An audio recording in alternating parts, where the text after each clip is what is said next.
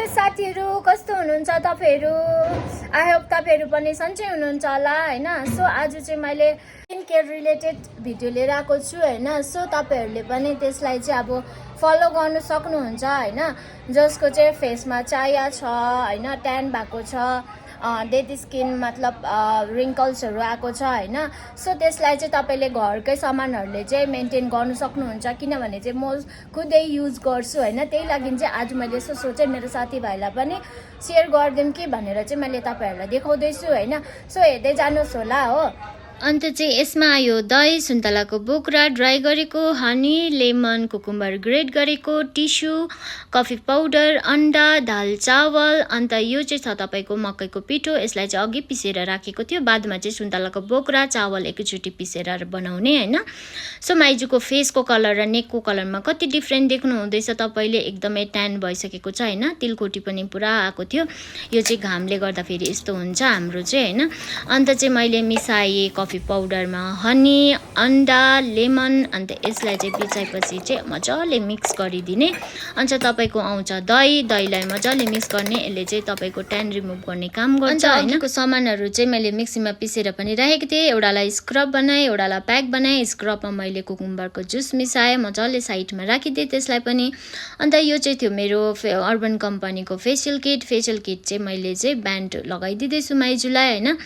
अन्त चाहिँ तपाईहरुले चाहिँ यो चाहिँ अब मैले चाहिँ तपाईहरुलाई गरेर देखाउँदैछु हैन। तर तपाईहरुले चाहिँ आफै घरमा यहाँ अब कसैले गरिदिने छैन भने आफै पनि युज गर्न सक्नुहुन्छ हैन। अन्त युज गरेपछि चाहिँ तपाईहरुले आफै रिजल्ट देख्नुहुन्छ कि कतिको डिफरेन्ट हुन्छ भनेर हैन। यो चाहिँ तपाईले देखिसक्नु भयो होला। यो चाहिँ मैले क्लिन्जिङको काम गर्दैछु। यो चाहिँ छ तपाईको दही।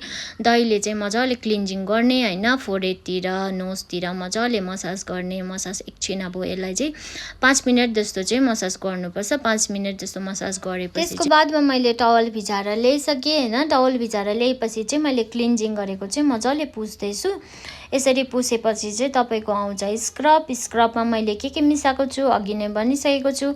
यसलाई पनि यसरी नै मसाज गर्ने 5 मिनेट जस्तो मजाले नोजको वरिपरि पनि, फोरहेडतिर पनि, चिनतिर पनि मजाले मसाज गर्ने हैन। 5 मिनेट जस्तो चाहिँ तपाईले मसाज गर्नु पर्यो यसलाई। साथीहरु, तपाईहरुलाई पनि अब स्किन रिलेटेड कुनै पनि जानकारी चाहिन्छ भने चाहिँ मलाई कमेन्ट गर्न सक्नुहुन्छ हैन। त्यसको म रिप्लाई गर्नेछु। तपाईहरुलाई अब यो भिडियो कस्तो लाग्यो हैन, अरु पनि दिदीबहिनीहरुलाई शेयर गरिदिनुस् ताकि हेल्प होस् हैन।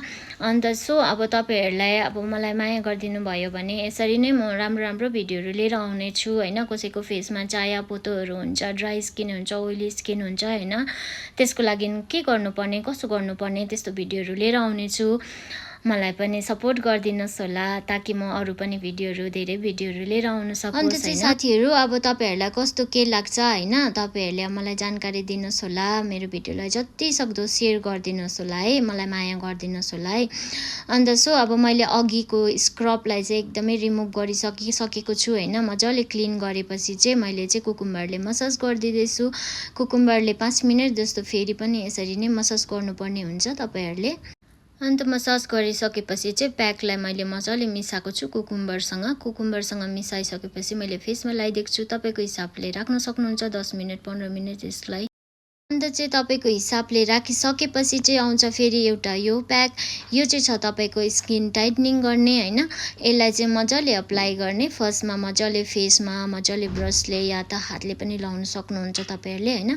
मेरोमा चाहिँ ब्रस थियो, मैले त्यही ब्रसले लगाउँदैछु मजाले फेसमा। अन्त यसरी फेसमा सबैतिर लगाएपछि चाहिँ मजाले लगाएपछि चाहिँ तपाईको यसमाथि आउँछ टिस्यु। टिस्यु माथि मजाले अप्लाई गर्नुपर्ने हुन्छ तपाईले पनि। फेरि टिस्यु माथि जब तपाईको भागहरु छोडिएको हुन्छ त्यो माथि पनि सानो सानो टिस्युहरु काटेर तपाईहरुले लगाउन सक्नुहुन्छ। यसरी मजाले अप्लाई गर्नुहोस् तपाईहरुले। अन्त यसरी लगाएपछि चाहिँ तपाईले यो नेकको भागमा चाहिँ हाम्रो रिङ्कल्सहरु बेसी नै भएको कारणले गर्दा चाहिँ डबल डबल लगाउनुहोस् तपाईहरुले हैन। अन्त चाहिँ तपाईहरुले यसलाई चाहिँ कति राख्नुपर्छ भन्दाखेरि चाहिँ एकदमै हार्ड बनाउनुपर्छ यसलाई। हाफ एन आवर 1 आवर जति तपाईको हार्ड हुँदैन तबसम्म नै तपाईले यसरी फेसमा राख्नुपर्ने हुन्छ। यसले चाहिँ स्किन टाइट गर्छ हैन। यसरी चाहिँ यतिको चाहिँ हार्ड हुनुपर्छ ताकि तपाईको फेसमा यसरी टच गर्दाखेरि चाहिँ पुरा हार्ड भएको हुनुपर्छ हैन। अन्त चाहिँ यसलाई चाहिँ अब यतिको हार्ड बनाएपछि तपाईहरुले बिस्तारै यसलाई रिमुभ गर्न सक्नुहुन्छ हैन। यसरी रिमुभ गरेपछि चाहिँ तपाईहरुले अब रिजल्ट हेर्दै जानुहोस्। अब रिजल्ट तपाईहरुलाई कस्तो लाग्छ, के लाग्छ भन्ने कुराहरु हैन। हेर्नुहोस् है तपाईँहरूले रिजल्ट अब कस्तो आउँदो रहेछ है। अन्त चाहिँ यसरी बिस्तारै निकाल्नुपर्छ होइन। निकालेपछि हेर्नु सक्नुभयो होला अब यतिको चाहिँ आएको छ होइन। यसलाई चाहिँ फेरि पानीले मात्रै वास गर्नुपर्छ, पानीले फेस वास चाहिँ युज नगर्नुहोस् होला तपाईँहरूले पनि है। फेस वास युज गर्नुभयो भने चाहिँ रिजल्ट राम्रो आउँदैन तपाईँहरूको। अन्त हेर्नु सक्नुभयो होला अब कतिको भएको छ है, पहिलाको र अहिलेकोमा फरक कति देख्नुभयो तपाईँहरूले पनि है, कमेन्ट गरेर भनिदिनुहोस् होला, ताकि म तपाईँहरूको लागि पनि धेरै सहयोग गर्न सकोस् होइन। अब यसरी नै सेयरहरू गरिदिनुहोस् होला मेरो भिडियो, ताकि म अरू पनि नयाँ नयाँ भिडियोहरू लिएर आउन सकोस्। तपाईँको फेसमा धेरै प्रकारको प्रब्लमहरू छ भने म त्यसको लागि पनि भिडियोहरू लिएर आउन सक्ने छु है। अन्त चाहिँ तपाईँहरूलाई मन पऱ्यो कि मन परेन प्लिज लाइक कमेन्ट सेयर गरिदिनुहोस् होला। Thank you so much.